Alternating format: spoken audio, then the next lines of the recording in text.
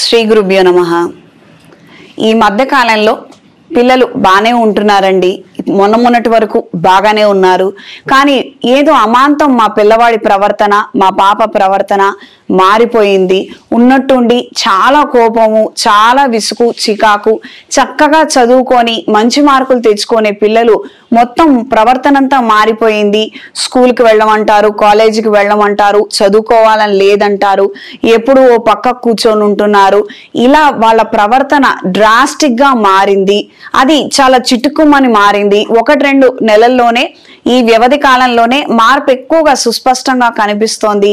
తల్లిదండ్రులు ఏదైనా మంచి మాట చెప్పినా, ఏదైనా ప్రోత్సాహకరంగా మాట్లాడినా అది నెగిటివ్ గా తీసుకొని వాళ్ళు వేరే విధంగా అనుకొని వాళ్ళు రిపల్సివ్ గా మాట్లాడుతున్నారు, వాళ్ళు వ్యతిరేకంగా మాట్లాడుతున్నారు తల్లిదండ్రులతో అని అనుకున్నప్పుడు ఫస్ట్ చెక్ చేసుకోవాల్సింది జన్మ జాతకం అండి. అది తల్లిదండ్రుల జాతకాలు చెక్ చేసుకోవాల్సి ఉంటుంది.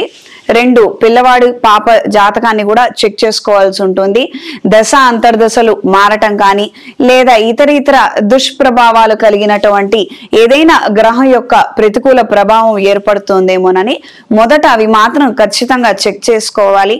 ఏదైనా శనేశ్వరుడి యొక్క ప్రతికూల ప్రభావం అనుకోండి, లేదా రాహుగ్రహ ప్రతికూల ప్రభావము, ఇది దశ అంతర్దశ అయితే గనక అంతర్దశలో 2 సంవత్సరాల వరకు వాళ్ళు ఉంటారు.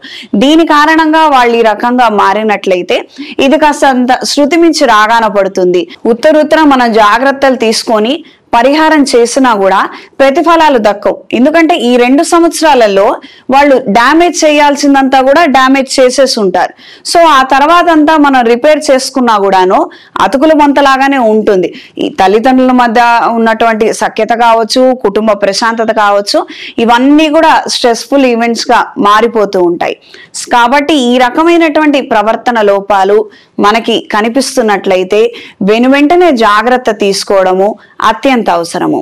ఇదిలా పరిశీలన చేసుకుంటూనే దత్తాత్రేయ స్వామి వారి శ్లోకాన్ని ప్రతిరోజు ఇంట్లో ఉన్న వాళ్ళందరూ చదవటం లేదా వినవలసి ఉంటుంది. ప్రధానంగా పిల్లల వైపు నుంచే సమస్య ఎక్కువగా ఉంది కాబట్టి పిల్లల చేత ఖచ్చితంగా చదివించడం కానీ లేదా వినిపించడం కానీ చేయవలసి ఉంటుంది.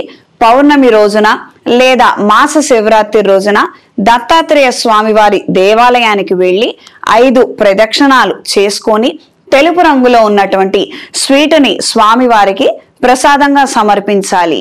ఈ విధంగా తరచూ చేసినట్లయితే పిల్లల ప్రవర్తన మళ్ళీ మామూలుగా మారిపోతుంది.